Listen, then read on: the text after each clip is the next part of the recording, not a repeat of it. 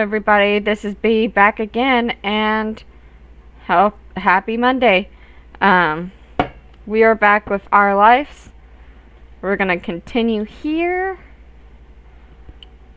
It had to be a ghost. Invisible, creepy thing luring children from their beds. It had to be a monster. So, today's the first day of school, so it'll be interesting. I'll give you guys updates on how well it goes. You were torn between the curiosity of discovering what the noise really was and being scared enough to want to run straight home and hide under the bed covers. Sorry, my throat. When you and Cove locked eyes, it was like speaking without words. Your mutual anxiety hadn't gone away entirely. Hey, can you tell where it's coming from? Not really.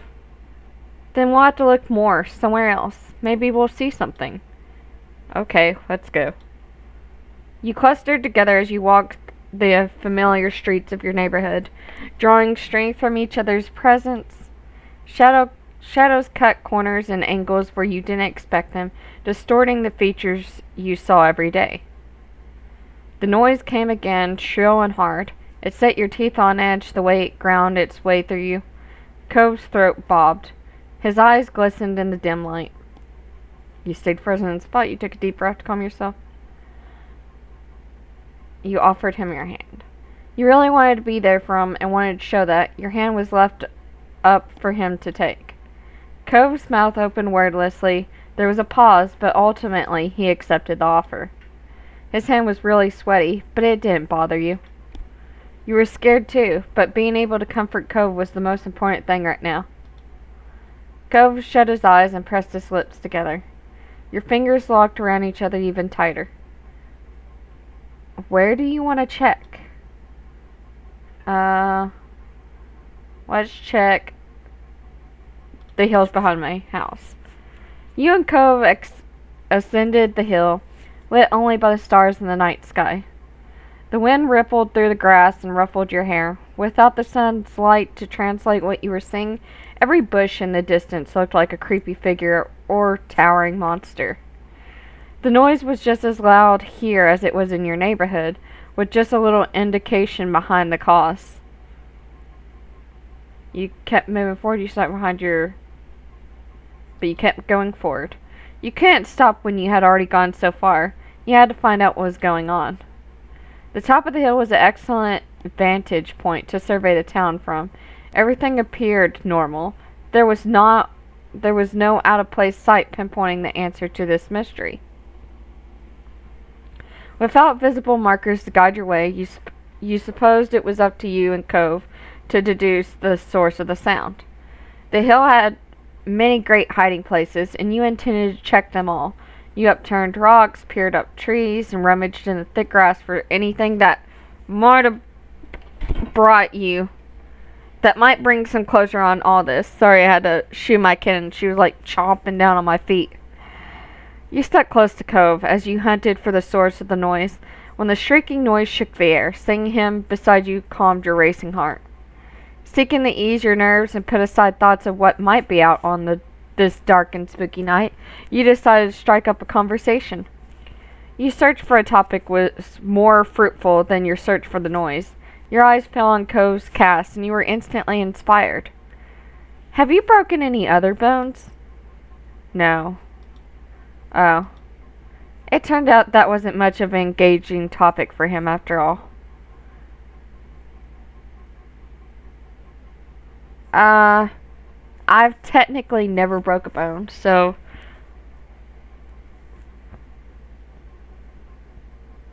I sprained my ankle before. He smiled mischievously at your injury claim. That's not the same thing. It still isn't good. I guess so.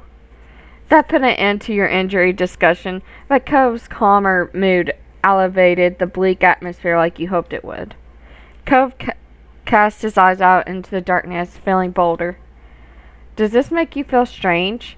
We were people who heard weird noises at night and are out looking for what it is. It's like we're at the start of a book or a movie where the main characters. Yeah. Ooh, it's a horror story. Little did they know they were playing into the hands of an evil sea witch. A sea witch? She sleeps for hundred years at a time, waking hungry for children. Cove's lip wobbled. I don't like that story. He stopped. I'm sorry, it's not real.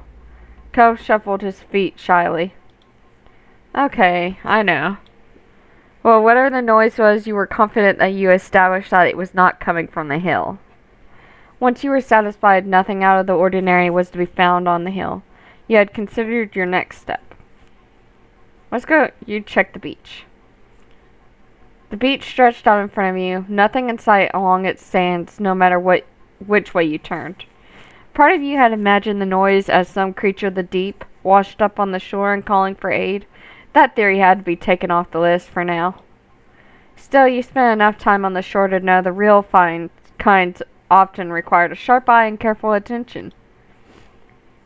The sound was no more than a whimper now. Emboldened, you kept your head high and walked along the sand. Let's see if there's anything here. Cove began to comb the beach for clues. You followed suit. The angry wind sent grains of sand rolling across the beach like waves. You stayed clear of the water, which was rough and choppy tonight, and scoured the area for hints as to what might be happening. You saw something glint in the sand, full of promise, but when you eagerly uncovered it, you found it was just a foil from a chip packet. You stowed it away with a sigh. Did you find anything? Just trash. Cove shrugged and gave you a sympathetic smile. That's how it goes sometimes. You like hunting for treasures on the beach too, right? Yeah. Have you ever found anything mysterious or weird? You were expecting him to mull the question over for a bit, but Cove answered immediately. Teeth. Is there something else? You told me about your big shark tooth before. No, not that. People teeth. No. Yeah, you know how grown-ups sometimes don't have their own teeth any longer, and they get fake ones so they can still eat? You nodded, listening in fascinated horror. I found some. The top half. How'd you know it was the top half? It had pink top of the mouth bit, like this.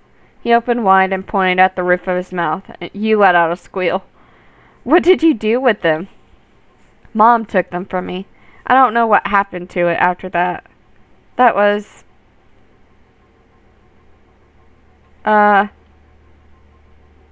way stranger than the stuff I seen. Still not as strange as... Too bad think of the prank opportunities. Wait. I probably should have saved.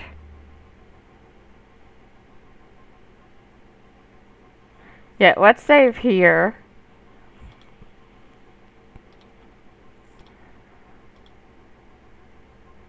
Wait, what did I just say?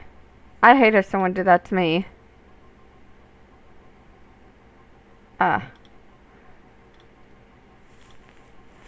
We're gonna go with the right thing. Your mom probably knew that was best for that kind of thing. Yeah. As you contemplated your options, it occurred to you that you hadn't heard the noise for a while. Cove, I think it's gone. Cove perked up at this. You watched as he listened for the scary sound that had become background noise to your adventure. You're right. You both stood awkwardly in the now silent night, without the mysterious call to lead you. There wasn't a reason to stay out there any longer. The night was still as you walked home, with none of the usual background noise or the eerie whistle from before. You could hear every step you and Cove made, like a cough in the movie theater. The two of you came to a halt outside your front door. Never before had it looked so ominous. Now to sneak back inside. Do you sneak out a lot?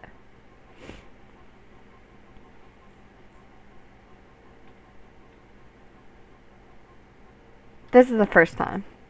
Yeah, I've never tried to do it till now. Thought so. How did you know? I haven't seen you out my window this late before. That was fair. Though it could have been possible you were just good at sneaking, that this was the first time he had caught you. Are you worried about getting caught? No. He was so forthright that you believed him completely. But your dad, won't he get mad or sad if he catches you? He's never happy with what I do. Oh. You encourage Cove to see it more positively. Your dad's just worried about you. He cares. It doesn't matter if he worries if he's the one who makes things worse. Alright, I'm going in. Okay, good night. Good night, Cove. Thanks for coming with me tonight. I'm not sure I could have done it by myself. I wanted to go with you. Hearing that caused your face to heat up. You turned the doorknob as slowly as a clock miniature hand, holding your breath for the telltale click of the lock, then nudged it open. When all that happened was the door opening rather than blaring alarms that you feared, you melted with relief. Back inside your house, you were surprised to find your mom still watching TV. Weirder still, it looked like they were on the same show as they were watching before you left, yet you were positive you'd been out investigating for hours. Perhaps you could use their distraction to your advantage. If you could just get up the stairs, you'd be safe from suspicion. But how could you get there? Ooh, this is going to be hard.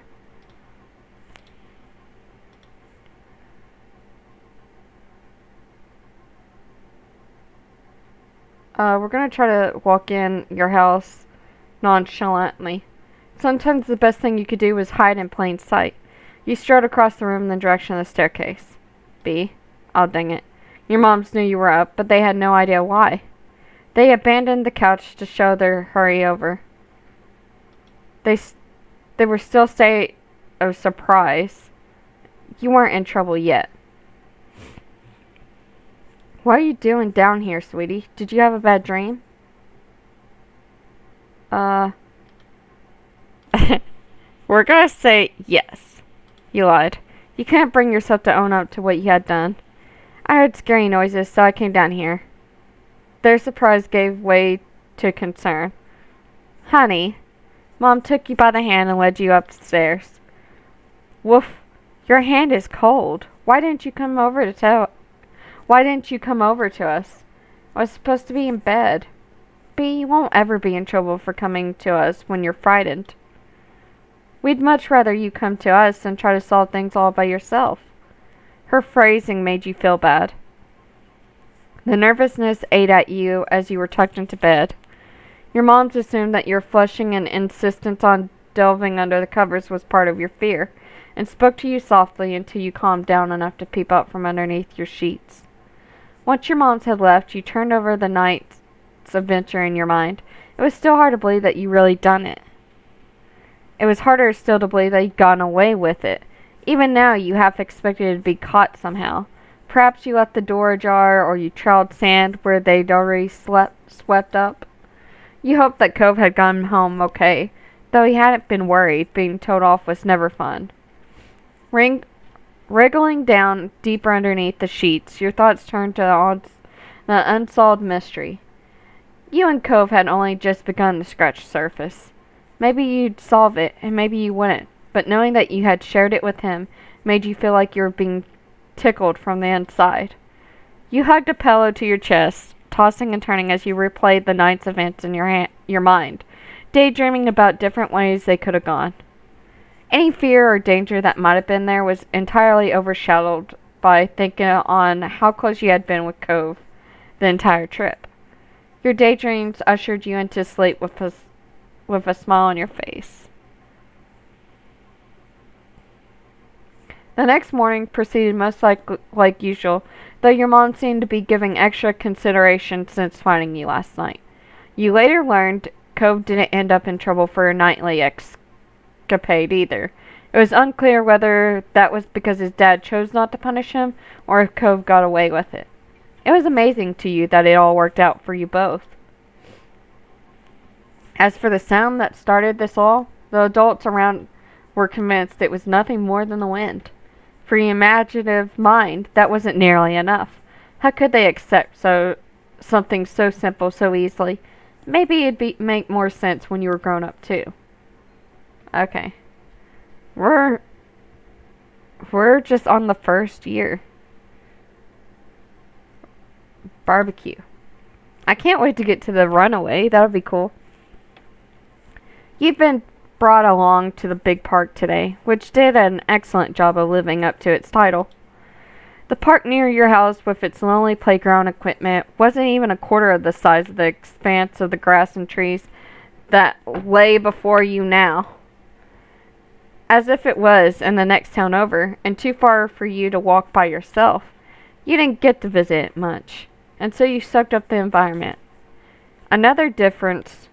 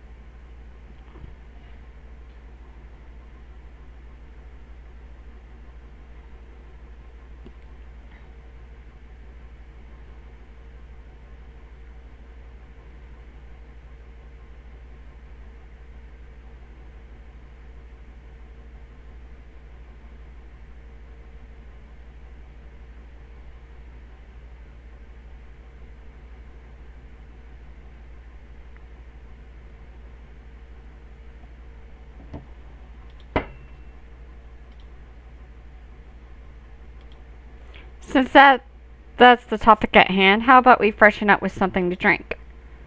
Yeah, that'd be great. Along with the ones out, there was a giant ice cooler on the ground, stuffed full of cans of sodas, boxes of juice, and milk, as well as bottles of water. Your drink was? We're going to drink soda. The bubbles in the soda tickled your nose as you gulped it down. Your little group took a break while everyone quenched their thirst. Mr. Holden smacked his lips, phantoming enjoyment. That hit the spot. But you kids should go have fun. You can take your stuff with you and join the other kids playing games. Just don't go too far from the tables.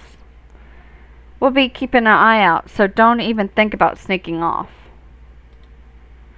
We're not going to the other parts of the park today. Lizzie huffed at their comments. They did sound directed at her, but she scanned the surroundings, nodding her head towards a group of kids like a general direction in their battalion.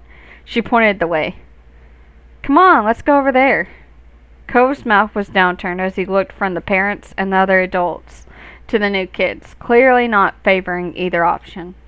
But ultimately, he hunched his shoulders and tagged along after Lizzie. You want to play with the other kids too? You followed after Lizzie and Cove, who were waiting for you on the outskirts of the group of parents. Hurry up! You picked up the pace, moving into a jog, but when Lizzie pelted away at full speed, you and Cove had no choice but to break out into a run. The other kids were far out in the field. Still, at your speed, it wasn't long until you reached them. As you approached, they turned around to greet the newcomers. Hi, I'm Lizzie. That's my sister Bee. The one with the cast is Cove.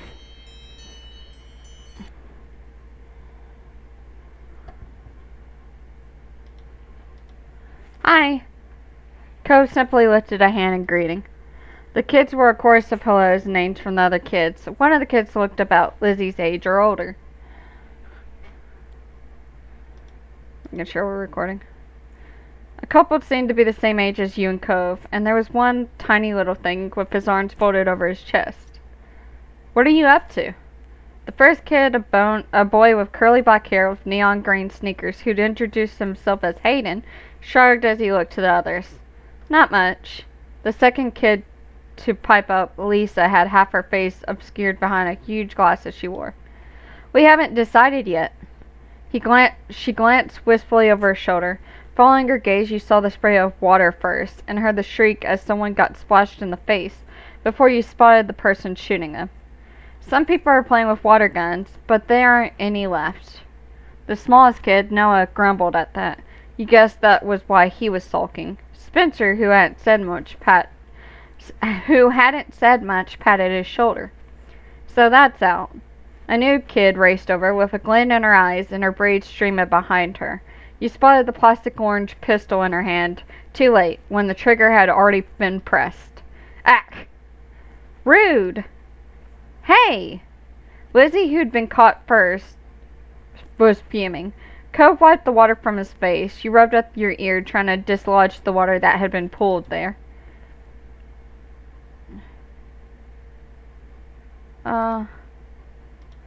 We're gonna laugh. It was pretty funny, and you were unhurt by the water trickling down your neck. The girl simply darted off to find more victims, unaffected by your reaction. She doesn't mean anything by it. Lizzie tutted, flicking her hair out of her face. The girl not meaning anything by it didn't change the fact that she had been sprayed. Cove looked similarly unimpressed. Okay, You were with Lizzie. It was mean to spray people who weren't playing too. The girl simply darted off to find more victims, unaffected by your action. She doesn't mean anything by it. Lizzie... Cove looked... Oh, it doesn't matter. We're gonna go with what we had before. We're just gonna laugh. Lisa's face lit up as she had an idea. Hey, we should catch her. She won't be able to spray people if she's running away from everybody. Yeah. Cove nodded as the other kids murmured their interest, or lack of it, in the game.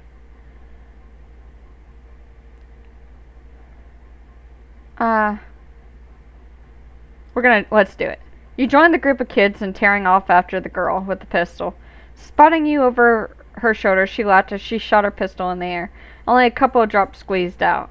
She swerved, causing discord within your team as someone stood on your foot, and you collided with Cove's shoulder. Sorry. Cove shot you a smile that gave you a feeling of camaraderie. It's okay. You were closing in on the girl, but you weren't alone. Lizzie's face was set with intent, and the two other kids were hot on her heels, too. Older kids. You outran them easily. You outran them with effort. You moved to the side to let them pass. When I was young, I was fast. You reached right to the head of the pack. You were close, and then you tackled her to the ground. You did it! The girl had been caught, giggled as she got to her feet, brushing strands of grass from her knees. Smiling, Cove came to stop at your side. Lizzie whooped with delight, clapping her hands. The boy with bright sneakers grinned. You're it, now. Catch us if you can. Yeah, I'll do it. You won't get away from me. With that, you all dispersed, squealing and laughing as you tried to evade capture. The sour mood from earlier had evaporated entirely, replaced by a light and playful atmosphere. Several rounds later, when most of the kids had taken at least one turn the scent of smoke wafted over to your nose. Caught by surprise, you looked up and found that brilliant blue of the sky had turned orange as the sun sunk down on the horizon. With all the excitement, you'd lost track of time completely. Looking over, you saw people standing over the girls and poking them to life. It was nearly time to eat. We should get over there. I'm so hungry. Our parents are at different spots. Yeah. Bye. It was cool playing. Yep. Bye. Bye. You waved goodbye to that group of kids before hurrying over to your parents with Lizzie and Cove. A tickle unfurled in your throat, growing more persistent as you came closer to the source of the smoke. As the three of you approached the tables, your parents spotted you and came to join you halfway. You tried to greet them, but another cough obstructed your words. Woof, that's quite a cough. Are you alright, sweetie? Yeah. Are you sure? No one needs to go up to the girls if they don't want to. Just let me know what you need. There was no response from the other two kids here. I can get it myself.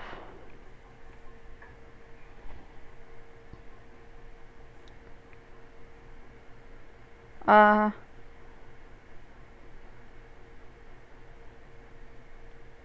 you hung your head, moving no closer to the grills. Don't worry, I'll get it for you. The main thing being served is kebabs. You can have whatever you like on it. There's different meats and veggies. What would you like on yours? Mom is right. There's plenty of options. We're gonna do chicken and pork and beef. I don't like any of that. Oh, and that's everything. Mommy sighed and shared a meaningful look with Mom, who shook her head. It's a party, so you can pick that tonight, but don't make a habit of neglecting your greens, okay? Order given, you waited for your food to be ready. Lizzie headed towards you, having issued her own request. I like meat, I don't like veggies. I like fruit. Hi again. I heard what you ordered. I'm getting a chicken kebab with all 3 colors of peppers. Noticing that Cove approached, she turned to him. What are you having? Why does it matter? I don't know. I was just asking. I'm getting beef and shrimp with all the vegetables except onions. Lizzie hummed while evaluating his response. That's okay, I guess, but chicken is definitely the better one. Then you can eat all the chicken. I'm going to. No. I want some chicken too. Oh yeah, I can let you have some still. You're welcome. Lizzie peered over to the grills where the kebabs were being handed out. A growing assortment of kebabs collected in your parents' hands. They're coming over. Don't get jealous of mine when you realize you made the wrong choice, Cove. I didn't make the wrong choice. There is no wrong choice. We all made good choices. It's just what kebabs somebody eats. The person serving gave your mommy one final kebab, then your parents moved over to rejoin you. Between them, they were carrying 6 kebabs, one for each of you, including Cove and Mr. Holden. We got the goods. Cove's daddy is looking for a place we can sit. In the meantime, they began passing out the kebabs to their rightful owners. Lizzie smiled smugly as she received hers. These are pretty big. Be careful not to drop it. Try not to poke yourselves with the ends either. They're sharper than you may think. Hearing that, you tentatively pushed the tip of the skewer against your finger. It felt like the point of a newly sharpened pencil. Though it didn't hurt your hand, you wouldn't want it scraping the roof of your mouth, or jabbing your tongue. Mommy clucked her tongue. It would have been nice if the options were a little easier to manage and less messy to eat, especially for smaller kids.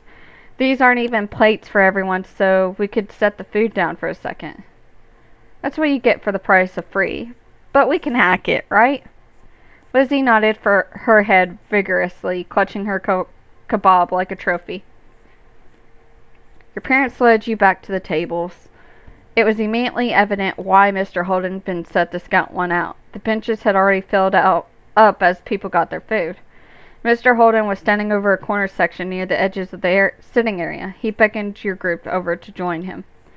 You clambered onto the bench, taking care not to let your kebab slip from your fingers. Cove took a seat next to you. Lizzie took the other side. Your mom passed the final unclaimed kebab to Mr. Holden. Thanks, this looks delicious. And unfortunately, we're going to have to call this to an end because we are out of time. So, we'll finish our little cookout later in the next video. I hope you guys enjoyed, and I'll see you in the next video. Bye!